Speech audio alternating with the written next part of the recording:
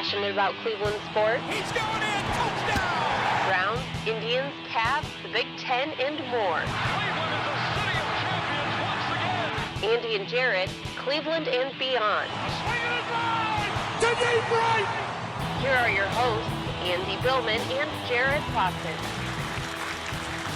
Hey everybody, Andy and Jarid, Cleveland and beyond. He's Andy Billman, I'm Jarid Watson, and the Cleveland Browns, surprisingly, about an hour and a half ago, made the announcement that we didn't expect to come over the weekend, but it did. Freddie Kitchens is now officially the head coach of the Cleveland Browns. In true Browns fashion now, they announced it out of the blue on a Saturday morning. Andy, or early Saturday afternoon. Andy, are you surprised? Well, no. I mean, this is kind of how the Browns have gone for the last, God knows how long now. Everything seems to be having some sort of like weird turn or weird divide. I guess, they had to beat the clock because there's no way you could go into 4 o'clock once NBC starts their broadcast for pregame. So I'm sure someone in NFL parts are like, hey, if you're going to announce this, you better announce it before 3:30 because once it gets to 3:30, 4 o'clock, that's NBC's window.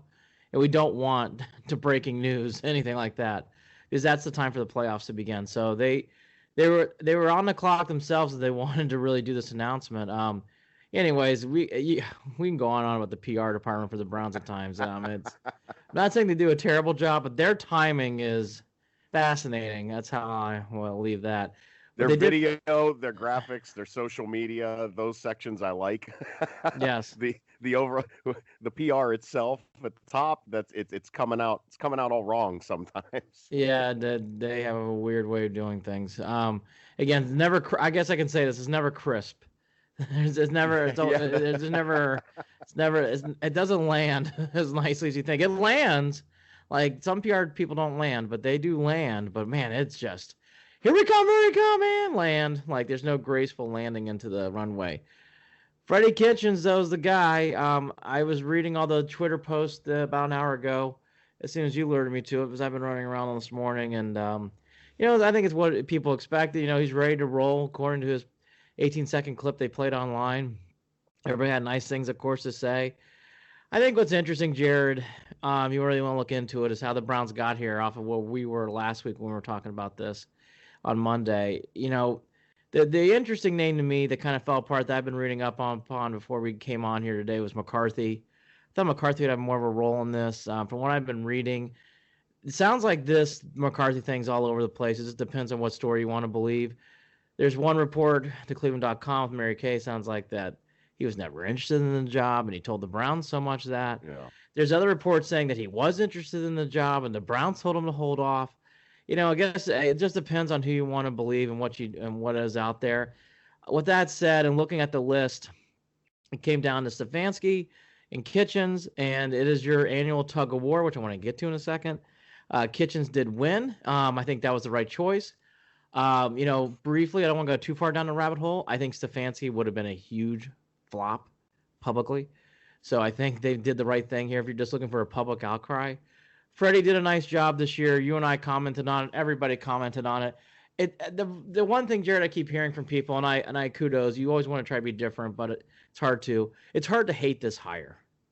It's hard to really get down on this hire. No, I think that the only thing that I've seen, social media wise, from Cleveland fans is there was a real strong love for Greg Williams from a lot of fans, and a lot of fans that needed to be reminded throughout this process that Greg, I mean, even I listened to Emmett Golden the other day, who basically said that Greg saved this team in that season. And in a sense he did, for what he brought to the team, taking over after that crazy, what we knew was going to happen with Hugh leaving, but that team could have fell apart and they didn't.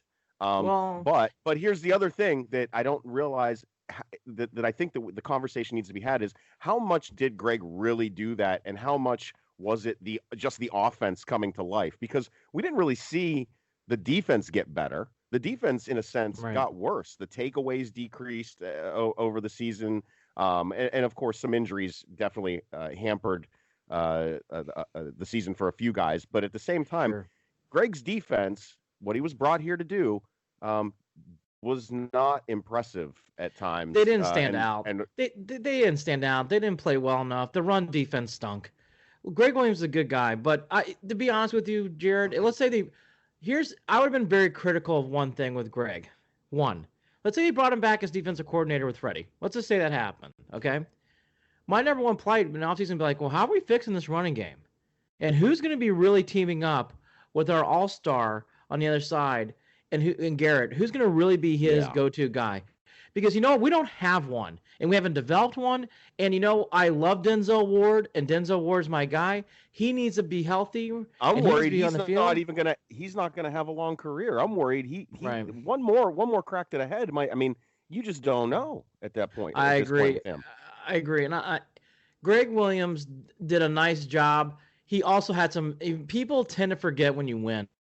Shaky moments at the end of the Broncos game. Shaky. Yeah. Had some shaky moments in the Texans game with timeouts. Had some shaky moments. They did not win the Baltimore game. People got to remember that. They did not win the Baltimore game. Okay?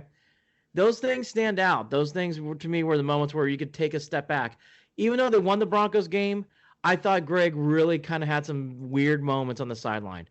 I thought I remarked upon it. I thought the Texan game was very important for him in his long-term here, and I thought he coached really poorly in that game. And I think that kind of stayed with him. The other thing, too, is with Greg, and it's not his fault, he's part of the Hugh Jackson team. And whether he likes it or not, it's not ironic that everybody kind of had a clear house. I think Freddie didn't really have a choice to get rid of most of these people. I don't think he can keep Greg Williams. There's no way he can keep Amos. I mean, he's gone. And some of these other guys, too, just had to get out of there, not because they're not good coaches, because they were hired by Hugh. And I do agree with that. I think it's time to turn this page and really stamp out the fire. Greg is a good guy. Greg has a lot of Cleveland in him, so it's hard to let a guy go like that. Yep. But I saw enough of Greg in those moments and spots where it was shaky. In the run defense, I mean, I don't know how you feel still. I think it's undefensible. That's exactly what I think is the most disappointing part of that team last year, in my opinion, was the run defense. Yeah. And I really think it comes down to, in my mind, it felt like it hinged on linebacker play in regard to whenever they were able to get stops. Yeah, I think linebacker play. I know I love it, Larry Ogunjobi. I think he's good. Mm-hmm. He needs some help in the interior line. And again, Garrett needs a defensive buddy. Ogba, to me, is another guy I'm going to start putting on notice. You need someone more to help rush the quarterback. You need someone else to help tag team in. You also need to, down the road, get Garrett out a little bit. Not a lot. But you need to get Garrett out a little bit to save his legs for his longevity of his career. He played a lot of snaps last year, Jared. A lot. And they couldn't take him out of the game, as they knew if they took him out, they didn't have a pass rush. So the Browns are going to have to focus on that. I'm sure they are. I mean, look, they have to, I would think, acknowledge that. Again, the secondary was so porous. I know that was a big focus. And by the way, the secondary was a lot better than last year. So they fixed that. It's hard to fix all the holes in one offseason. So the secondary's come a long way. I think the pass rush was better this year, but wasn't where it should be. I agree with you about the linebacker thing. Schobert was good for the first games, and then when he got hurt, he stunk. Yeah, if I'm being coming honest back from with his you, injury, he struggled. He struggled a lot. He really did. Jamie Collins, I know a lot of people like to get on him. I don't pile on him as much as other people do, but I know he certainly took plays off. I think there's worse catalysts out there. I know people don't want to hear it. Peppers, except for one game, really wasn't that great. Really wasn't that great. He was great during the Bronco game. Be returning punts or kicks. No, we can push that aside. So that goes into they figured that out too. They put Callaway in at the end of the season. So no, agreed. So I think that's the reason for Greg Williams. I think the one thing, though, to wrap up the Freddie thing, then I want to go to this analytics thing. Yeah. I think Freddie was the right hire. I thought with everything that went down, and McCarthy, it sounds like McCarthy was very strange. Something happened there. We're never going to know what it is. Was it McCarthy that got cold feet? Was it the Browns? Maybe a little bit of both. I don't know. For what it's worth, what I thought was eye-catching is the Jets didn't hire him either. So obviously McCarthy had some things not going for him in this offseason. So McCarthy put aside. If you gave me all those other names again, I'll be truthful with you, Jared. It's hard not to hire Kitchens, right? I just think it's hard not to hire him when you look at that list. Right, and it all comes down to, at the end of the day, did you want him to succeed one more year as Right. offensive coordinator and then lose out on him in the future? And the Browns chose not to do that. They want to lock him in and just give him the reins right now. The way that they've restructured how he's going to report directly to John Dorsey. Another good sign of what I feel is I've given a lot of heat to the Haslams throughout this process. I like how they did it. Besides the fact that there were too many cooks in the kitchen. Sorry, that was not an intended pun, by the way, either. The fact that they had 6 guys, as a part of this coaching search. I think that that the Haslams are starting to get it. I'll caution. I'm going to be the other guy for a second. I thought this hiring process was goofy. It worked out, but it was goofy. This analytics thing has not gone away. I think we need to start paying attention to this next year if the Browns struggle. The analytics side has a drumbeat still. So this is what you wanted to go into next anyways, is the analytics, correct? This is not dead. Now, it has been tempered, and Dorsey has the reins, and Dorsey is the hot guy right now. But I will caution everyone, analytics is still alive because they almost took Stefanski. It's pretty clear it's close. So putting away Stefanski aside, whether it worked or didn't work, we'll never know. And we can't do those I don't want to do that kind of show. But I'm telling you, what I found interesting is analytics is alive. I thought that whole thing was stamped out. I thought Deep Podesta was really in the backseat. Jared, I thought this was a chaotic coaching search. It worked out. I did not think it was smooth. I still think the Browns need to work this stuff out a little bit. Yes. But the evidence is trending in the direction of they are working it out, judging by the decisions that they came to at the end of the day. Again, right. But caution. Better win some games, not just for Freddie Kitchens, but this got weird on Monday. And there's a split in the building still. And right now, it's very tempered. I will warn, if the Browns don't come off hot next year, if they lose some games, watch it. If the analytics that drum beat starts beating up again. It's clear to me through all this that the Deep Podesta and Dorsey, they're working, but not really working in harmony. From what I'm seeing here. Well, you're right though. The winning is going to be key. It's huge. And if they win, for more than what I thought it was going to be. And again, I don't want to go too far, and we'll see what happens in the offseason. I don't want to pull cold water, but I'm telling you, when I sat with you on Monday and I heard that report about McCarthy, and then I shortly saw found out, well, they're bringing back Stefanski for a second interview. The Andrew Berry Podesta weight is still in that building, and it's being felt. Why Dorsey, is that, do you think? I don't know. I don't know. Well, what I'm taking into that note is they're still getting some earpull from Haslams, whether we like it or not. Now, the great news is Dorsey by far has the gavel, and by far is the leader. Thank God. By the way, he's lucky that Baker got along with Freddie. That was huge. That was serendipitous. Yes, that wasn't accidental. So I don't want to go far too down this road, but I did not think that went smoothly, if I'm being honest. I thought that was a very herky-jerky hiring process again. Weirdly enough, it worked out, and everything's great. So I'm not going to say it didn't work out. I'm just saying we should make this a note for next September or October if something gets hairy wrong with losses. Just remember this. Well, right? it all landed in our lap today, as herky jerky as the process went along. It landed just as strangely today with the Browns vomiting like 8 different stories off of ClevelandBrowns.com. It makes me wonder if the all at once. Yeah, it makes me kind of wonder if the Haslams were tied up with the crew. And I think that's the only thing I'll give them a pass on. The crew thing was happening on Thursday, and that's a lot. people made light of that. Like, oh, they'll be back on Friday making a sign. I'm like, that crew thing was a big deal on Thursday. Yeah, and anyone who doesn't know, the Haslams purchased the Columbus Crew. Yeah, I don't know anything about the Columbus Crew, so I'll just leave it at that.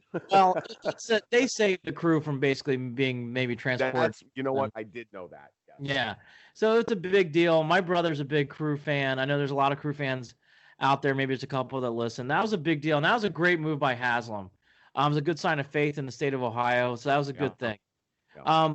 So I think that now the next thing is the Freddie Kitchens staff. Here's what we know.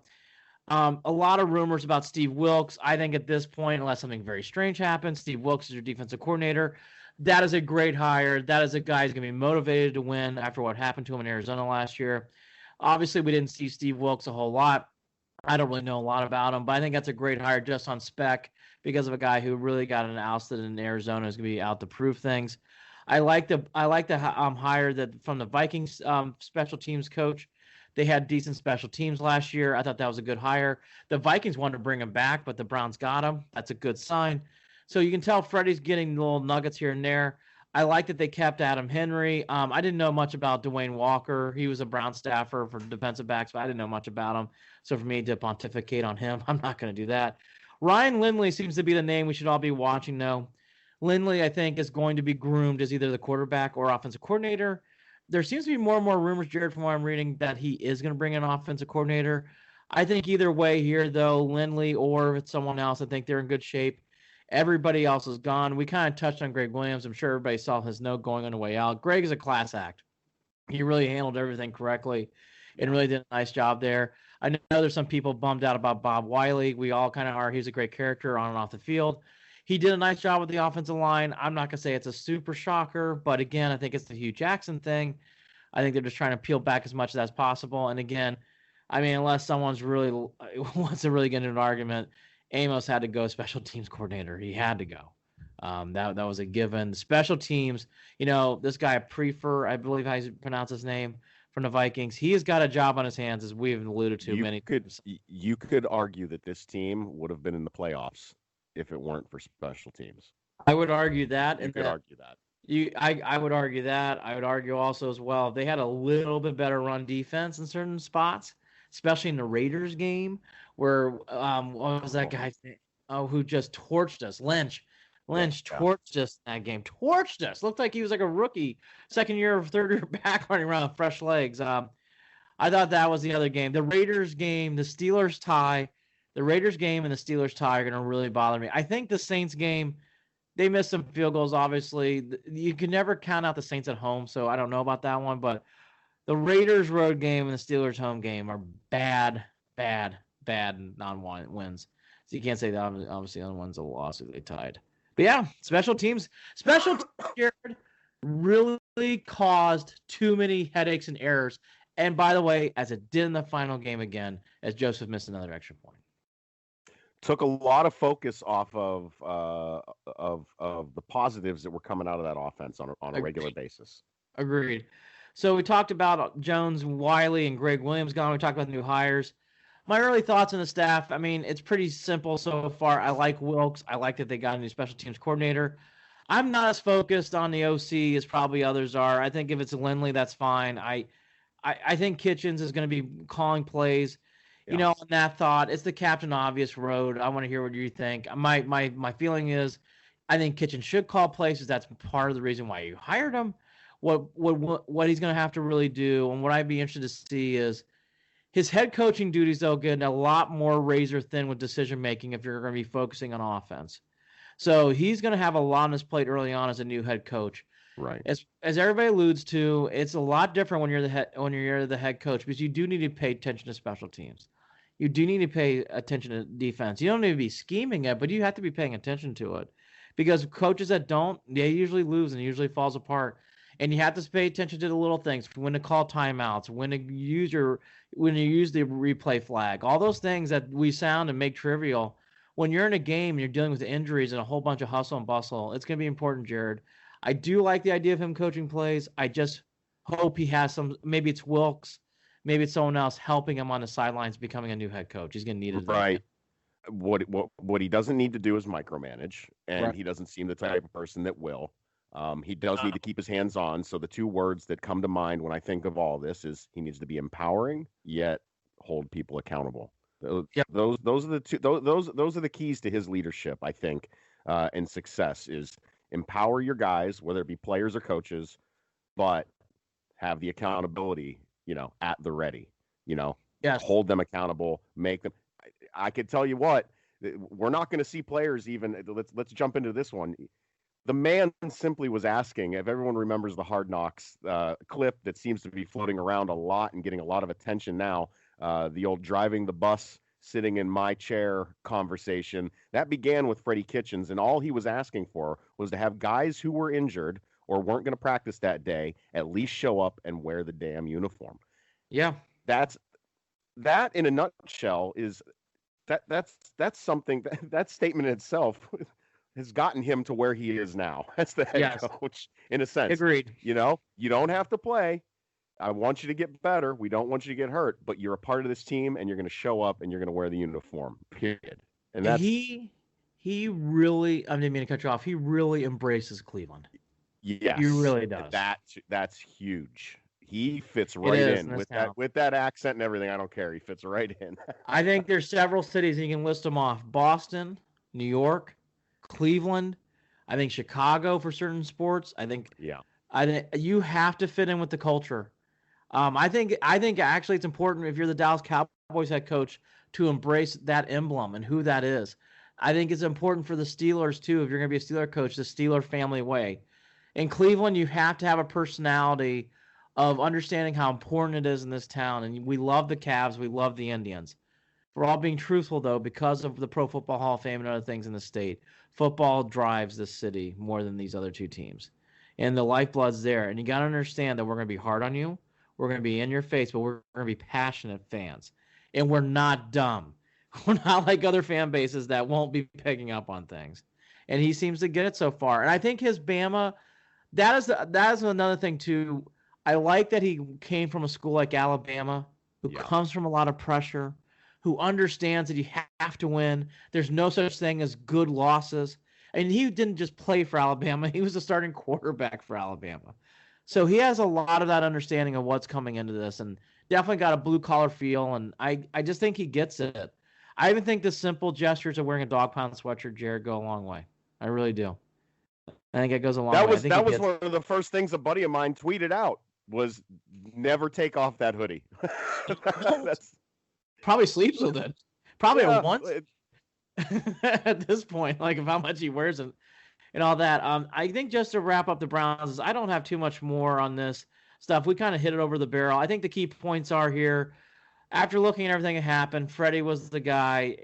I don't think it's hard to justify that. Something happened with McCarthy. I don't think anybody will ever understand what happened there. And again, the Jets didn't hire him either, so maybe it's more of a McCarthy thing.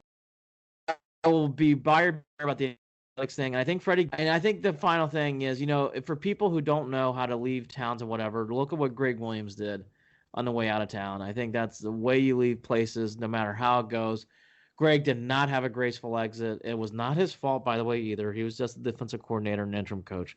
But he left on the highest of notes, and I applaud him for that. He gets it. Absolutely. I've got nothing but love. I know that we dug on his defense a little bit here, but at the same time, certainly so. Fair enough. But at the same time, what he did here was definitely appreciated, and the fans showed that appreciation with their support up until the very end, and that they filled that stadium at the end of the season. This is a new era for the Browns, and we can thank Greg Williams for helping get us to that next page that we've been. It's been the longest page in history I've been ready to turn in my mind. I've been waiting to turn this page. We're ready to turn. Man, thank you for helping turn it. Yes. Another quick note, though, I'm seeing the Browns put out. There's a lot of big names that are coming out in support of this Freddie Kitchens move. Dabo Sweeney says he's known Freddie for a long time and thinks he's going to hit the ground and run with it, and has no doubt about that. So getting the love from Dabo, another successful coach in his own right. So I like that kind of love, to be honest. I like reading those quotes. I'm grinning about it right now. No, I think Dabo Sweeney giving love after what Dabo just did is they can't get any higher praise right now from from any kind of coach like that.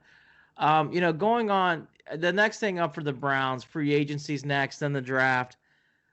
Truthfully, if I were the Browns, and I think they will follow this model now, I think it's time to kind of bunker down and let the playoffs play and kind of take the backlight stage here. It's not the time to be coming out in news stories or anything like that till after the Super Bowl. So if you're the Browns, you do your hubbub this week, you pump up Kitchens, you do a big presser, I would think on Monday, maybe you do a big presser day, I would doubt it. Either way, you do your big presser, you do your big rollout. I think after that, Jared, I think the Browns need to kind of go into bunker. There's never any good news in between now and the Super Bowl if you're one of these teams that are not in it. So just stay out of the spotlight.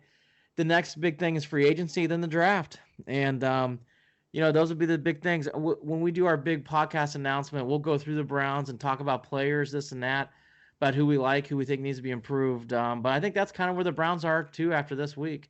Truthfully. I would like for it to quiet down, although Although, what else are we going to talk about if it quiets down? I will say this: I think they're going to make it. It's going to be they're going to make a little more noise than the Indians did in the offseason. Hopefully, when it comes to making the free agent moves. Yes. Before we get to the beloved tribe around the NFL, for people who did not see, I think we should announce it on here. Hugh Jackson will not be back with the Cincinnati Bengals. It was officially announced. I think it was Thursday or Friday. I don't remember which day. But he's not going to be back. They are one of the last two teams left, along with Miami. Cincy, it's down to Zach Taylor and Darrell Bevell. Bevell sounds like he's the leader. He's the guy from the Seattle offensive coordinator spot. Zach Taylor is one of those young disciples from Sean McVay. It'll be interesting to see what Cincinnati goes with at this point. But Hugh Jackson's gone, which I think actually in a way, Jared, even though we don't like him as a coach, I think it's good. Time for him to get – I think he's going to have a hard time getting a job in the league. So I think you're not going to have the Hugh Jackson Mayfield thing next year, which I like. I don't know who would even look into that. There was the rumor early on that he was getting sniffs from the Vikings. That went out with a fizzle. Nothing ever happened. The rumors that he was going to get taken on as the next head coach for Cincinnati. Clearly, they've shut that all down just by releasing him. Fired from 2 AFC North teams in 3 months.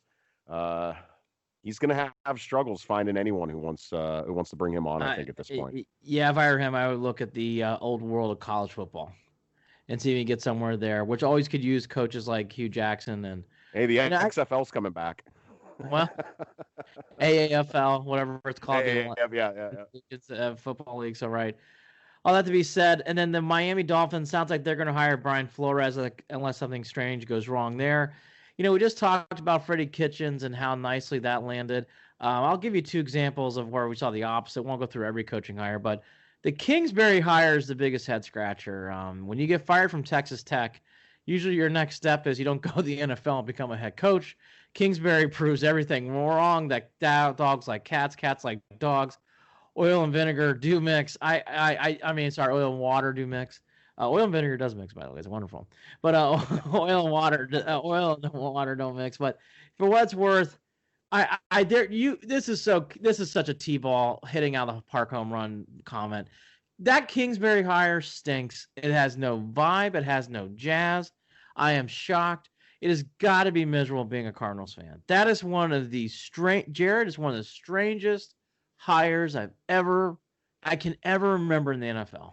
Yeah, Arizona's going to struggle. And fans were yearning for that team to turn it back around because they've had good teams and I don't know. Isn't it amazing? There's a lot of, as a Browns fan, knowing what we know from our past, when you see those things kind of popping up in other towns, you feel bad for the fan bases. Unless it's Pittsburgh or Baltimore, you feel bad when teams make old Browns type moves. This is one of them. I think this is beyond old Browns. I mean, I really do. This is strange. I mean, you're really reaching. And then the other one, because I live in this area of the country, boy, I guess Gase was not the selection Jets fans wanted. They went on a tirade when Adam Gase was announced as the head coach for the Jets. You want to talk about not a popular hire.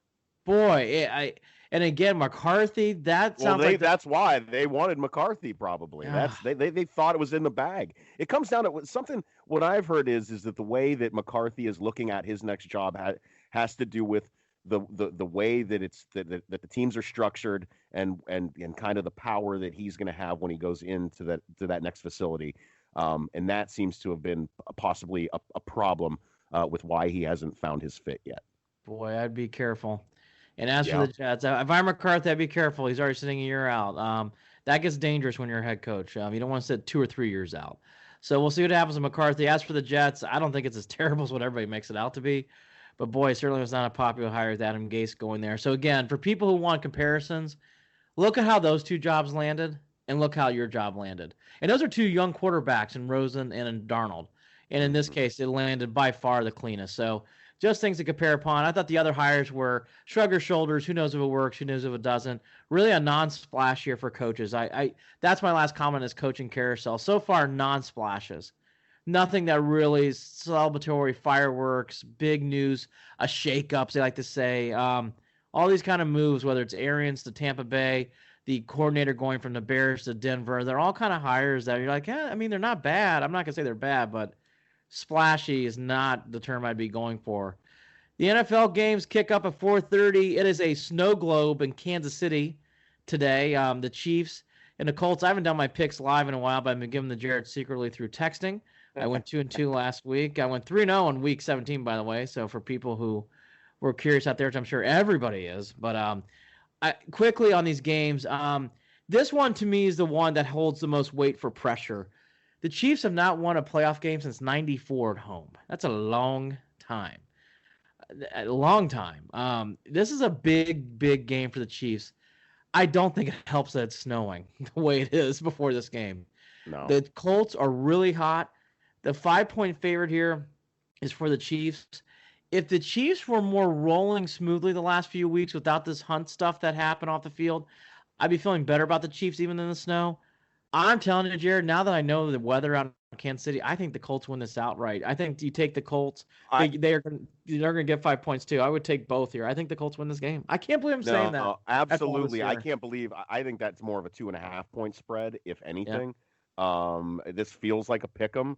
I don't know how much the home field is going to help. Well, yeah, how much is that home field going to help, especially with the snow? The Colts are playing really good football. It's going to be a thorn for the Browns in these playoffs. If the Browns make the playoffs next year, I'd be surprised the Colts aren't there with them. I like Frank Wright. I like where this defense is going. I like where this team's going. I think they're playing really good football. I've been impressed with them a lot the last few weeks, and Luck is not a bad quarterback. They're a tough team. I hope I'm wrong, so I would like to see the Chiefs win this game, but I just don't see it. Now that I know the weather. I agree with you. I'm going Colts on this one. Yeah, Colts both. Cowboys and Rams are a late game. That's a sexy game for most people who don't really follow the sport. I don't like this game as much as other people do, but it's the Cowboys. It's Los Angeles. It's a great game. Primetime highlights.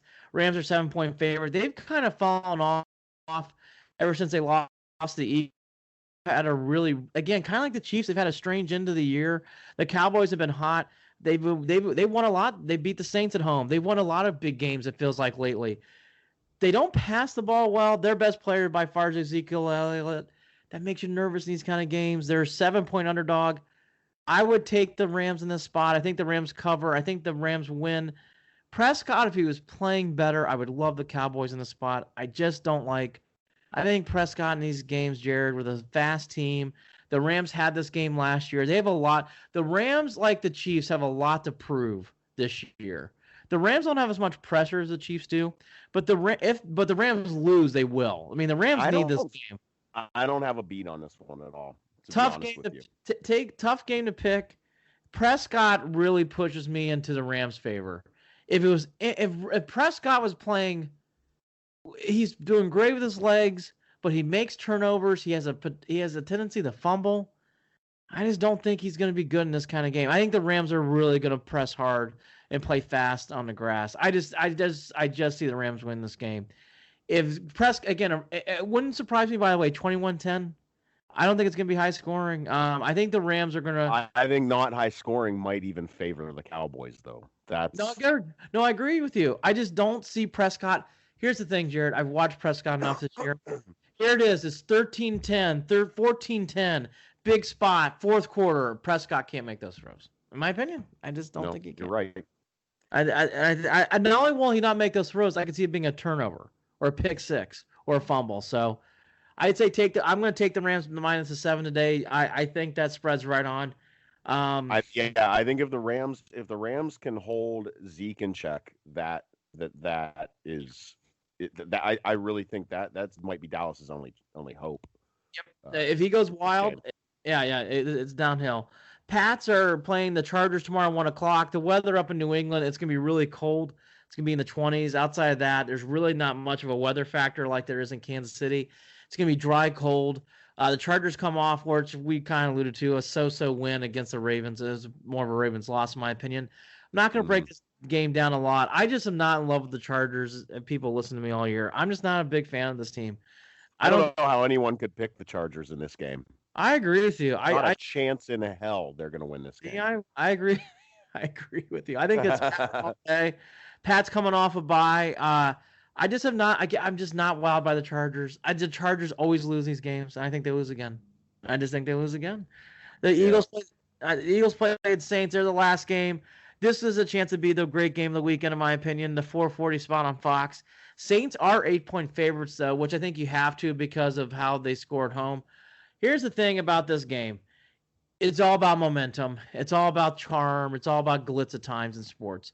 I mean, you can't measure what the Eagles are doing, right? They started winning in L.A. with Foles, and it really hasn't stopped. They've had great wins against the Texans. They had a great win in Chicago, even though it was a double doink coming off of Parkey's foot. Okay, you can't measure these kind of intangibles, but the Eagles just have this tinge to it. The Saints kind of fall in line with the Rams and Chiefs. Didn't really have a great end of the year. Their best win was against the Steelers, which I don't know how much you can measure that win. They just have not ended the year well. I take the Eagles, even though they're in the dome, 8-point underdogs. Again, I don't know. I'm not going to measure it. Like, I'm not going to be like, oh, I like these things. And it's just all on. I think the Eagles have this mojo. And I think that mojo continues. And I don't like how the Saints ended the year. I just don't. I could see the Saints losing this game.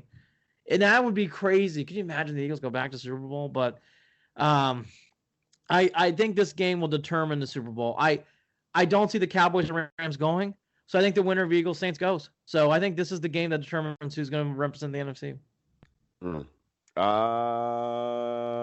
Yeah, that makes sense. I don't, man. Tough game. So both of these teams can lose horribly. I mean, I feel like this is a who's going to blow it game. You know, this is a who's going to throw away the opportunities. This is who's not going to take advantage of whatever opportunities they get. This is going to be the team that loses this game will have blown it, in my opinion. Because there's no reason that, well, with the way that the Eagles have gotten there, that was a surprise in itself. Again, but we've seen the Saints lose games like this at home in big spots. Like this is, I know if the Saints had played better throughout, like they didn't lose to Dallas the way they did. I mean, even in their wins, the Buccaneers, the Panthers, I mean, they just barely made it over the finish line. I just think the Saints haven't played well in a few weeks, and that's not good. At a certain point, you got to figure that's going to play a role. That's why I take the Eagles, and I think the Eagles might win this outright. I think either way the Eagles cover. I think 8 points is a great spread. I think the Eagles cover. I think the Eagles cover either way. Oh, I would definitely take those points. I'd take the points there, and I would also take the Pats because that's a 4-point spread. I think that's way small. I do too. I think that should be more of an 8-point spread. You can tell Vegas likes the Chargers. I'm with you on that. And so to go through them real quickly, then move on to the Indians. Kansas City, I would take the Colts in the 5 points. It's snowing. By the way, people are betting. It is snowing like crazy in Kansas City today. Rams, I think you take the Rams because of Prescott. We just talked about the Pats. You take the Pats. And I think you take the Eagles plus the 8 points. Cleveland Indians. We move on to the Indians. The big signing was Lindor. He was always coming back. They agreed to $10.5 million. If you want to get into budgetary numbers, we'll do that offline. I'm not going to get into why that makes sense, why it doesn't. It's 10.5. Take it for what it's worth. What has been happening the last 24 or 48 hours, especially last night, is the Kluber and Bauer trade. I've been seeing a lot of this last night and more of this morning. There's a lot of rumors going again with the Kluber going to the Padres. Depending on who you read, it sounds like that's the leader to getting that deal done. And then there's this DodgersWay.com. They said there's been significant talks, not with Kluber, but with Bauer going to the Dodgers this week. And that they've had a lot of talks about Bauer being traded to L.A. So it definitely sounds like the Indians are in talks with teams about Kluber and Bauer again. I think you have to get rid of Bauer at this point. I am fully on the trade Bauer train.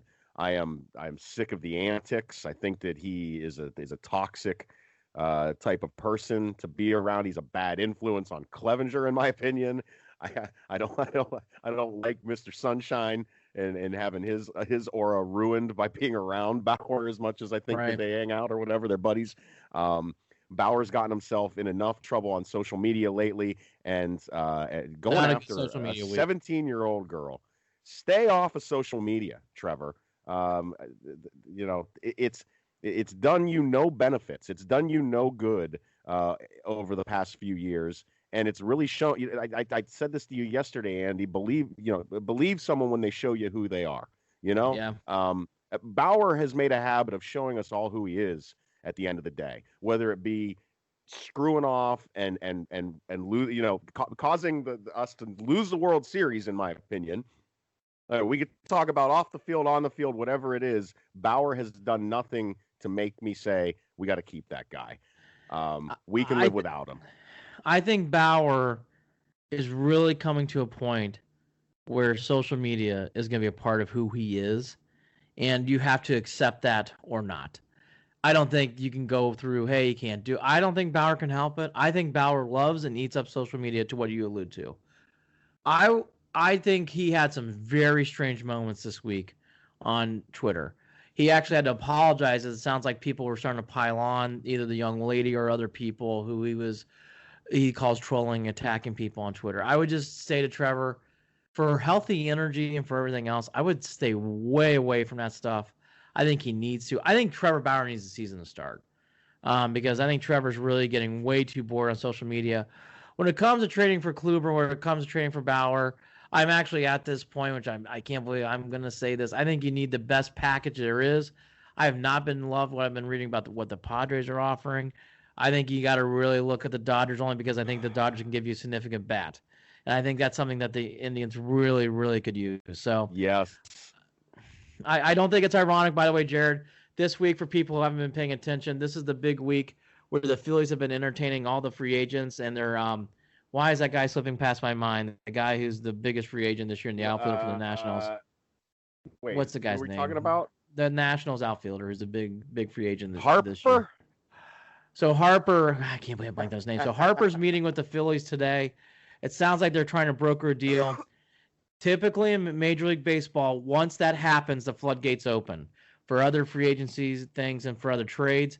Yeah. I don't think it's ironic that you're starting to see some people start to sign. By the way, the Yankees have not made any big splashes so far. No, the only other thing Boston's made moves though, correct? I mean, we're seeing the Red Sox get better. Nothing splashy though. The only thing I would tell the Indians fans, and we'll get into this more this week, Jared, watch the White Sox for Manny Machado. I think that is a very serious thing. I think Machado has a very good chance of playing for the South Side. I think that has real legs. I really do. Game changer, possibly a game changer. I mean, Machado didn't come off the best season, correct? I mean, well, I think he needs to be aware. That's Baltimore 2.0, in my opinion. I know people have been really high on the White Sox for these people that they keep bringing up. We watch the White Sox 19 times a year. Outside of Abreu, I haven't seen much from the White Sox. I've seen more from the Royals. I've seen more from the Twins. I don't see a lot from the White Sox. I haven't seen a lot from the Tigers either, to be truthful. So I think you're right. I think you might be going to a desert situation. With that said, it's Manny Machado. Maybe some things get sparked. I don't think he's that kind of player. But again, I think Machado going to the South Side, I think that's in play. I think that's a real possibility. I really do.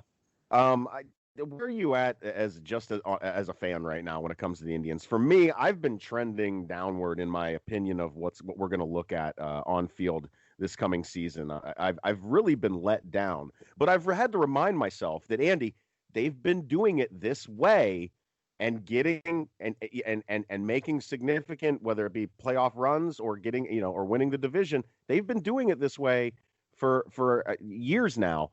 So maybe I should pump the brakes on being an Indians pessimist. Here's that's what the only thing that's making me feel better, is that this is par for the course. It is par for the course. We'll have to do more on this next week. I talked to a Tribe analyst who's on television all the time. I talked to him during the national championship game. He made me feel better about Yan Gomes not being here. So I was gonna say I've calmed down a little bit about that. I'm still not thrilled with that move. I don't think it's the right decision, but okay. I feel a little better about that. I do get the vibe, though, that kind of what he was alluding to is kind of what we're feeling. That's why I think this Trevor Bauer, Corey Kluber thing is not strange as being brought back up. I think the Indians know they have significant holes to fill. And I think they need to really. The other thing, too, again, this is too much down the rabbit hole of baseball. You got Cody Anderson coming back from injury. He was pitching pretty well before his Tommy John. He wasn't pitching an ace or a second or a third, but he could be a good 5. He could be a low 4. Those are kind of things, Jared, when you start thinking about that kind of stuff and you have all these holes in your lineup, you may want to really start looking again on Kluber and Bauer talks. I think this is going to get heated up, especially after the Harper thing this weekend with the Phillies. I think everybody should watch out for that. I think the other thing to watch out for is Machado going to the Chi Sox. I think that's really... unless the Phillies are really opening up the checkbook, that's the other solution. The Yankees seem to be out of the Machado running right now, but the Yankees have a tendency to do that, and they overpay, so maybe they do here. Right. But it sounds like it's the Phillies or bust for Machado or the South Side. So you got to keep that in mind. There's nothing more in sports when you kind of go through the NBA Finals and you're loving life and everything's great and glorious. And Cleveland Cavaliers. Boy, then you get this year from the Cavs, which we've been alluding to all year, and now we are in the midst of... Unwatchable, Andy. Yeah, it's box score watching. I'm not even watching the Cavs right now. We are now on box score watching. They've lost 12 in a row. They are on a West Coast swing, so there's no hope in sight. No. They are on pace to set defensive basketball back years. I did not realize how bad I knew the defense was bad. We alluded to it after game 1. Their defense is so bad, Jared, that teams are putting up 140. 140. They're in regulation. They're obviously the Cavs are last in defense deficiency, but they are so far. Brian Windhurst teed it up, so I'm going to give credit to him because he alluded to it on a really big show this week, and I listened to it and I checked it out myself. They are so far back in the last place for defense efficiency. The Knicks are 29th, but there's a significant gap. Like a 3 or 4 point gap in between those two teams. The Cavs are in big. We knew it was bad. The defense is glaring. I could go on and on about things. It's tough picking positives right now. I know everybody's piling up on Sexton. I think some of it's fair. I think some of it's unfair. I am going to peel back my pride and watch some games this week and try to get a better reference point. I will just say it is box score watching for the Cavs. It is now officially box score watching. When you lose 12 in a row, when you're losing by the deficit they haven't won a game since they beat the Pacers on the road. It's been a long time now. I mean, it's getting that point. They play the Lakers this Sunday. I will watch for a little bit. No LeBron. LeBron's still out with an injury. That's a 9:30 NBA TV start. But Jared, it's getting bad. It is getting really, really, really bad. Yeah. It's bad. Yeah, it's not and it's proof this is going to be years of fixing. In my opinion, it's going to take the Cavs a good 3 to 5 to get to where to get to respectable basketball again. Honestly, Jared, and I don't care what people think, they need Kevin Love to start playing again now. They need help. This team is really deficiency in talent right now. I've seen nothing from Burks that wows me. I like Clarkson. I like Tristan Thompson. I like Colin Sexton. I don't have much more after that. I like a couple parts here and there. I'm not a Chetty Osman guy, as people know. I'm not. I'm still not. I've not changed my mind on that. I don't see a whole lot else. I just don't.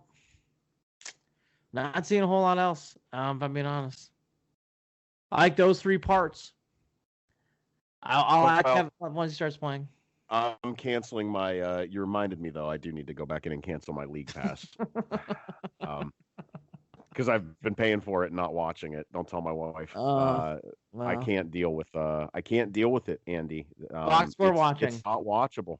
Yeah, It's box score you'll, watching. you'll check in like they'll put up 30 plus in the first quarter and then they're gone. That's it. Yeah. That's it. Again, That's it's again box score watching. You check the box score, you check your phone, then you put it away. We'll do more in the Cavs as the Browns start really wrapping up the year. Real quick to wrap up the show today. I thought Clemson could win. I was really turned on by what they did to the Irish. Never expected what happened on Monday. Everybody alluded to the same points. I won't bring them up. Dabo Swinney, I think, is the bigger story here. Dabo has really taken a jump up. Yep. It's now Dabo Swinney, Nick Saban, everybody else. If people don't think that, you're crazy. Dabo Swinney is going to be a big name in college football. He already was, but now he's stamped it with that win. That is a defining win for your status, for your legacy, for everything when you win that kind of game the way they did. They whipped Alabama in big spots. Alabama drove the ball but couldn't make big plays. Fake field goals because their field goal kick. Oh, the fake field goal was awful. Oh, awful. By the way, when your kicker can't kick, that's what happens. And he missed an early extra point, and it bothered Saban, and I don't blame him. I wouldn't have run a fake. I don't know why bother the fake. You saw the defensive scheme on that too. They were set up for the fake. I know. Like they knew it was coming. What are you doing? Again, that goes back to special teams. Run a play. I agree. Special teams really played a role in this for that Alabama loss. But again, kudos to Clemson. All right, now that I did that, I can do my Notre Dame wrap up with more of a definition. By the way, the Irish only lost by 27 points. So I just want to point that out to people. They played 1 point better than Alabama did. Here's the thing about the Irish, and I'll do this on a longer podcast in the spring. That loss, Jared, carries everything that happened in 2013 BCS championship game into next year again. It's like Seattle losing to the Patriots. It hasn't really been shooken off. The Irish, with that loss, still has not shooken off what happened. Iron Book's got to play better. By the way, Tua, I want to get this real quick too. Tua needs to play better in these big spots too. Tua played really great against Georgia in the championship game last year. He stunk against Georgia in the SEC championship game. And Jared, he stunk against Clemson. Stunk. Lawrence lapped him in the field in that game. Lapped him. Tua's got to play better in those spots. All right, back to the Irish. Iron Book's got to play better next year.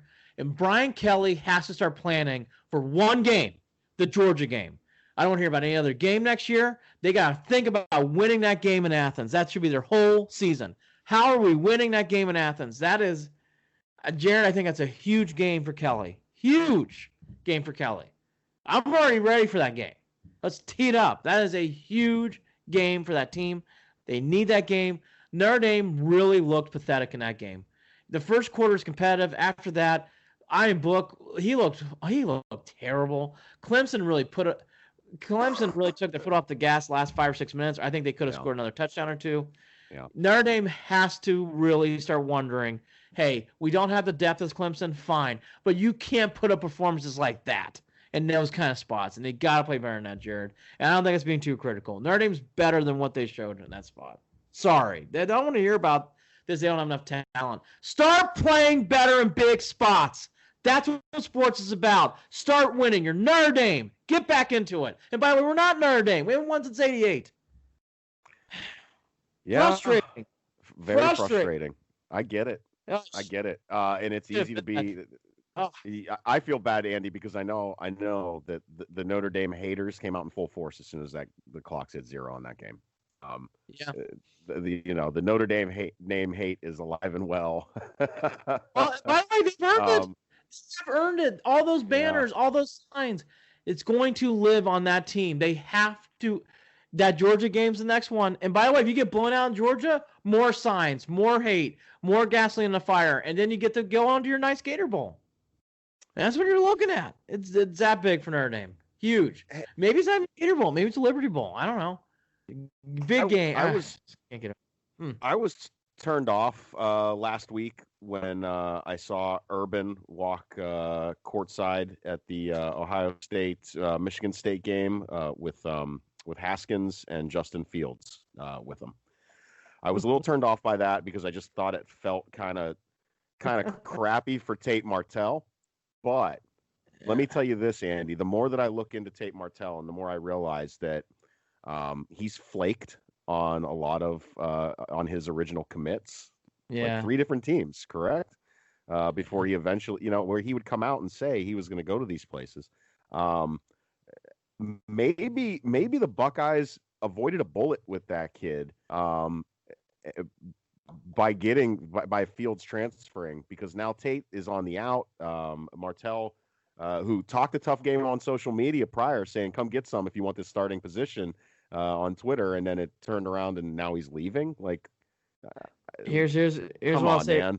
Yeah, here's what I'll say about Ohio State. And we'll get into this more as Browns thins out. We'll do more on this too, like we would Notre Dame. It reminds me of a lot of the analytical battle going on in Berea. Urban Meyer walking out with Justin Fields and Haskins after his career ended was weird. It was very, very, very strange. It was a strange look. I look, at the end of the day, Justin Fields going to Ohio State's a big coup. He's a wonderful talent from what I've been told. I've never seen him play, but he was the number 1 quarterback coming out. He was a big deal. And for Ohio State to get him is a huge thing. Yeah. Again, it reminds me of analytics in Berea. Urban Meyer's right there. Right there. And he's making sure his presence is known. So I agree with you about that. The Tate Martell thing, I won't get too much into what you said, but you're right about him. I think it just needs to be mentioned that Fields is not only in, he's going to get the starting role, but Tate Martell's out. So the Justin Fields, Tate Martell, there is no battle. Martell moves on. Justin Fields comes in. And by the way, it wouldn't have been. Fields is very talented.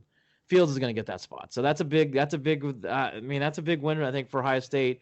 I think to your point. Yeah, Martell made, to be fair to him, he is making the right move. He just shouldn't have made the statement that he was going to, he was going to fight for that spot and then just tuck his tail. That's the bad luck in my opinion.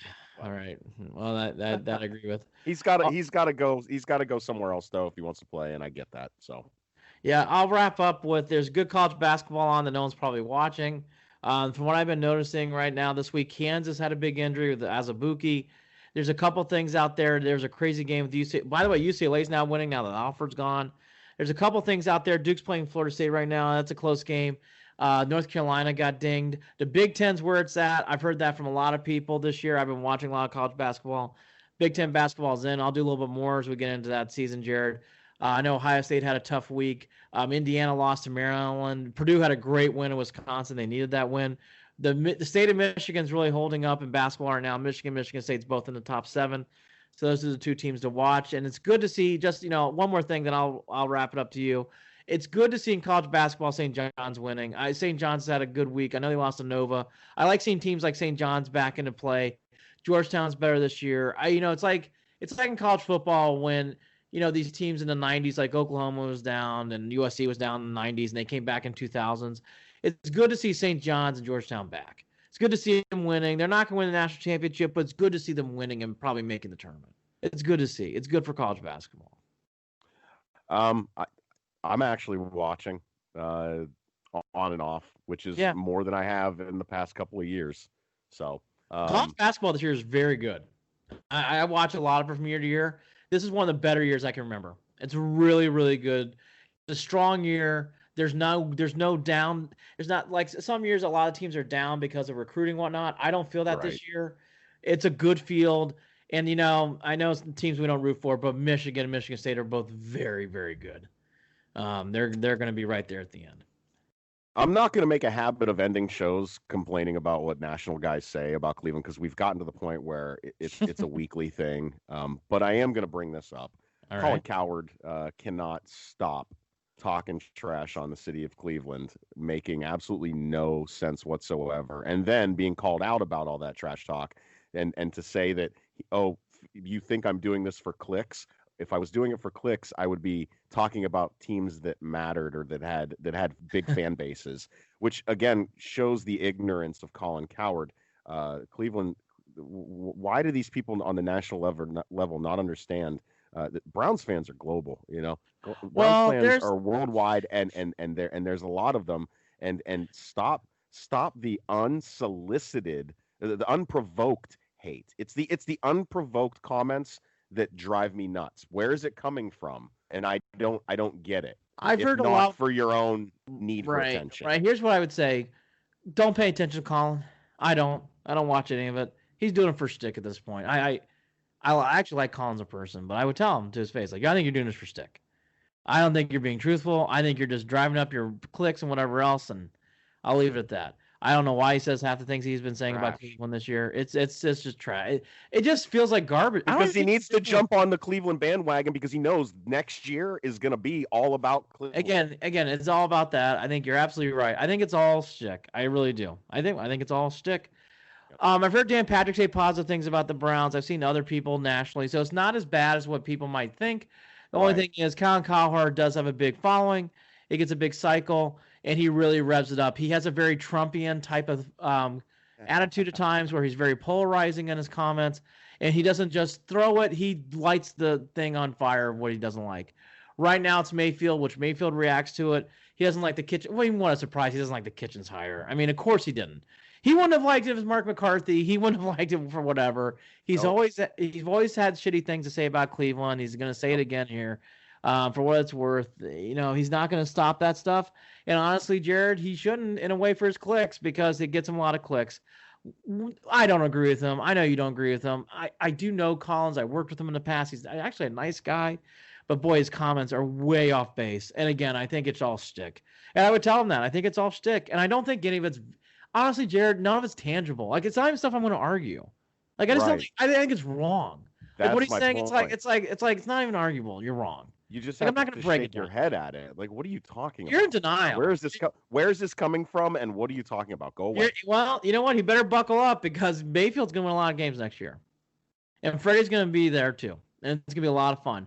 And he can sit there and complain and talk about the city of Cleveland. And by the way, that's his prerogative, but I'm certainly not going to listen to it. So I'm excited about Freddie Kitchens' hire. And if for anybody who wants to give me an early Christmas gift, I would love to have that Dog Pound sweatshirt. I really want one of those Dog Pound sweatshirts. So I gotta look that up. Is that a Cleveland clothing company, or is that? I don't know. It looks like one of those. Well, it has to be branded Cleveland Browns, because that's how the league rolls. Oh, they have to wear it. Yep. Yeah, so it's gonna be something branded. But good to see Freddie Kitchens. I think they landed in the right spot. We kind of went through everything else. Buyer beware by the analytics. We talked about the Indians. I would watch out. The Kluber trade talks and the Bauer trade talks have revved up this week. As Jared alluded to, if you really want some social media guidance on what to not do, I would look at Trevor Bauer's Twitter page. Again, I don't mind Trevor, but I think he had a really tough week on social media. And then the Cavs have lost 12 in a row. I think they're going to probably make it 13 or 14 teams around the West Coast. And there you go. Yeah, and Trevor, by the way, if you're going to act that way on social media, it's not a good look to turn away from questions from the media after you act like that on social media. He's avoiding that too, and that's another childish bad look. But whatever. Hey, I'm in a great mood when it comes down to things at the end of the day in relation to Cleveland sports. I thank God the Browns are good, and I can survive this era with the Cavs.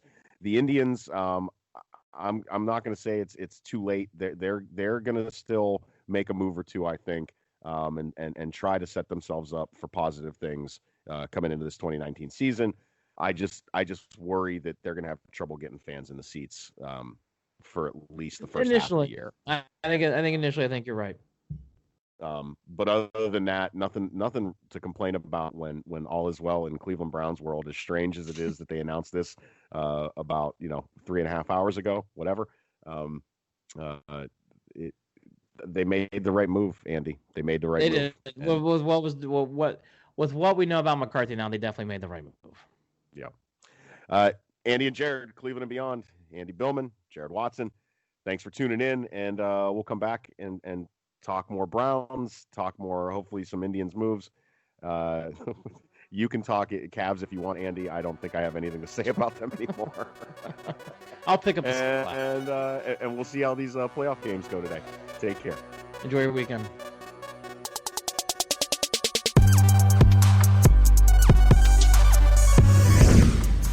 Hey, don't forget to follow Andy and Jared Cleveland and Beyond on Facebook at facebook.com/Cleveland and Beyond, and on Twitter at CLE and Beyond. That's at CLE and Beyond on Twitter. You can also shoot us an email, andyandjared@gmail.com. Looking forward to hearing your comments.